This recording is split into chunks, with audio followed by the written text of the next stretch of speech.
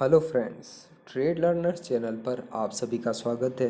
दोस्तों आज की वीडियो में मैं आपको 1 दिसंबर के लिए दोस्तों इम्पोर्टेंट ब्रेकआउट स्टॉक्स बताने वाला हूं। कुछ ब्रेकआउट और कुछ ब्रेकडाउन स्टॉक्स होंगे दोस्तों, जो कि काफ़ी इंपॉर्टेंट रहेंगे। चूँकि मार्केट का ट्रेंड जो है करेक्शन का है दोस्तों, तो मैं उम्मीद करता हूं दोस्तों वो ट्रेड्स जो है दोस्तों ब्रेकडाउन स्टॉक्स जो है आपकी मदद करेंगे 1 से 2% रिटर्न तक निकालने में इंट्राडे बेसिस पे। और आपको जो है हमारी जो टेक्निकल एनालिसिस की प्लेलिस्ट है, जिसका लिंक आपको आई बटन पे मिल जाएगा, आप उसको जा कर के देख सकते हो, ताकि आपको प्रॉपर लर्निंग मिल जाए मार्केट के रिगार्डिंग कि मार्केट आखिर एक्चुअली वर्क कैसे करता है। तो चलिए दोस्तों अभी वीडियो को शुरू करते हैं। और दोस्तों वीडियो पे आगे जाएं हम, उससे पहले मैं आपको बताना चाहता हूं कि आप हमारे जो है ट्रेड लर्नर्स के टेलीग्राम चैनल को ज़रूर ज्वाइन कर लें। वहां पर मैं सभी तरीके की इंपॉर्टेंट जो नॉलेज हो सकती है, जो भी एजुकेशनल कंटेंट हो सकता है, वो प्रोवाइड करने की अपनी तरफ से कोशिश करता हूँ। इन सभी का लिंक जो है आपको डिस्क्रिप्शन बॉक्स में मिल जाएगा दोस्तों। चलिए दोस्तों वीडियो में आगे बढ़ते हैं। अभी निफ्टी 50 देखते हैं। तो निफ्टी 50 तो करेक्शन में है और निफ्टी बैंक भी करेक्शन में है, तो ये साथ साथ ही चलते हैं दोस्तों इनकी करेक्शन। ठीक है, अब देखो रिलायंस जो है दोस्तों बार बार जो है दोस्तों कंसोलिडेट करने की कोशिश कर रहा है, मतलब रिलायंस को गिरने नहीं दिया जा रहा है। तो इसको जो है ना दोस्तों एज अ दोस्तों आप पॉजिटिव साइड में रखें कि मार्केट में अगर कोई अकेला स्टॉक तेजी लेकर के आएगा तो वो रिलायंस है दोस्तों, क्योंकि ये बहुत बड़ा हेवी वेट है। 10 से 15% का वेटेज इसका निफ्टी 50 में आता है। ठीक है, तो मेरे हिसाब से दोस्तों रिलायंस को पॉजिटिव साइड में रखना है हमेशा, भले से मैं आज की बात करूं चाहे आने वाले दिनों की बात करूं। लेकिन आपको अगर रिलायंस पर ट्रेड लेना है इंट्राडे, तो ब्रेकआउट की फॉर्म में लेना है, मतलब पॉजिटिव ट्रेड लेना है, बाइंग साइड के ट्रेड लेना है। ठीक है, रिलायंस के ऊपर जब भी आप कभी लें। और एचडीएफसी पे मैंने कहा कि लगातार करेक्शन जारी रहेगी, तो ये आप मान के चलिए कल भी आप शॉर्ट करोगे एचडीएफसी में जो है कल भी एक गिरावट देखने को मिलेगी। ठीक है, तो दोस्तों ये इसी तरीके से मार्केट चलता है। ये अपने जो है 200 डे के मूविंग एवरेज को टेस्ट करने के लिए आ रहा है। अब आप यहाँ देख सकते हो, यहाँ पे 200 डे का मूविंग एवरेज है।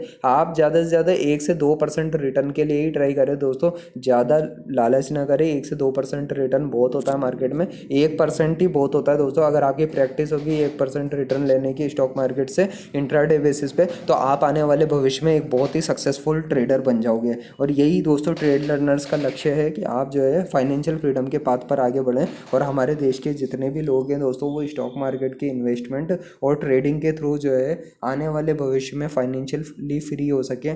तो इसी लक्ष्य के साथ में ट्रेड लर्नर्स का चैनल काम कर रहा है। और दोस्तों यही हमारी कोशिश होती है कि ज़्यादा से ज़्यादा इंपॉर्टेंट नॉलेज और इन्फॉर्मेशन आपको हमारे टेलीग्राम चैनल पे प्रोवाइड कर सके।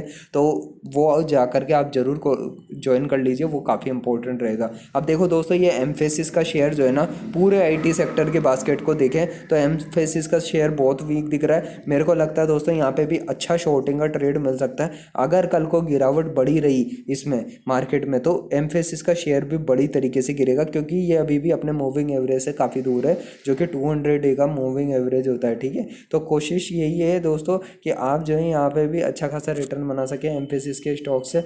इसके अलावा अगर दोस्तों कुछ और शॉर्टिंग साइड में ट्रेड्स की बात करें, तो देखिए दोस्तों अभी जो है ये पीएनबी जो बैंक है, पीएनबी, इसके भी लगातार करेक्ट होने की संभावना है दोस्तों। ये करेक्ट होता रहेगा। ठीक है, अगर मार्केट में गिरावट रही, मार्केट में गिरावट कब रहेगी दोस्तों, तब रहेगी जब यूएस के स्टॉक मार्केट में गिरावट रहेगी। ये बात ध्यान रखो, आप अच्छे से समझ के रखो। बिना यूएस के स्टॉक मार्केट के गिरे इंडिया का स्टॉक मार्केट गिरना बहुत मुश्किल होगा दोस्तों। यूएस के स्टॉक मार्केट का गिरना बहुत ज़रूरी होता है इंडिया के स्टॉक मार्केट के गिरने के लिए। आप कुछ चीज़ें हैं जो आपको टाइम के साथ एनालिसिस होगी कि किस तरीके से चीज़ें होती हैं। कई बार क्या होता है दोस्तों, मार्केट जो होता है ब्लफ करता है हमारे साथ में। ब्लफ कैसे करता है, देखिए दोस्तों होता क्या है कि यूएस का स्टॉक मार्केट तो माइनस में चल जाता है। ठीक है, और नेगेटिव में क्लोजिंग होती है। ठीक है, जो भी डाउ फ्यूचर्स है, डाउ जोन्स है, या फिर दोस्तों नेस्डेक है, या फिर S&P 500 है, वो जो है उसकी क्लोजिंग जो होती है दोस्तों वो नेगेटिव में होती है। लेकिन होता क्या है कि यूएस का जो फ्यूचर्स होता है, यूएस फ्यूचर्स होते हैं, यूएस फ्यूचर्स हमारे स्टॉक मार्केट जब चल रहा होता है उस टाइम पे यूएस फ्यूचर्स पे भी ट्रेडिंग हो रही होती है, तो वो ऑन रहते हैं। तो वो जो है दोस्तों पॉजिटिव में आ जाते हैं। तो वो पॉजिटिव में आ जाते हैं, तो दोस्तों इंडिया का स्टॉक मार्केट भी पॉजिटिव में आ जाता है मॉर्निंग आवर्स में। तो लेकिन क्या होता है, डे एंड पे क्लोजिंग जब होती है तो पूरी तरह से मार्केट को पीटा जाता है और गिरावट आती है, ठीक है। तो इस तरीके से मार्केट वर्क करता है। जैसे जैसे आप स्टॉक मार्केट की इन वीडियोस को हमारी देखते रहोगे, जो मैंने टेक्निकल एनालिसिस की प्लेलिस्ट यहाँ पे बनाई हुई है दोस्तों, जिसका लिंक भी मैं वीडियो के एंड में दे दूंगा, या आई बटन पे क्लिक करके भी आप देख सकते हो। तो जितनी भी और इसके अलावा जो दोस्तों हम निफ्टी और बैंक निफ्टी का भी एनालिसिस पे डेली बेसिस पे दोस्तों यहाँ पर वीडियो प्रोवाइड कर रहे हैं, वो काफ़ी हेल्पफुल होगी आपकी ऑप्शन ट्रेड से लेने में। तो आप उसको भी जा करके ज़रूर देखें। वो सारे ट्रेड्स की सफल होने की प्रोबेबिलिटी दोस्तों 80 to 90% रहती है। तो दोस्तों आप उनको जा करके ज़रूर देखें और उससे सीखें, क्योंकि वो बहुत इंपॉर्टेंट एनालिसिस होता है, ठीक है। एफएमसीजी सेक्टर वीक है, लेकिन दोस्तों मैं ये कहना चाहूँगा उससे ज़्यादा वीक जो है ना ऑटो सेक्टर है।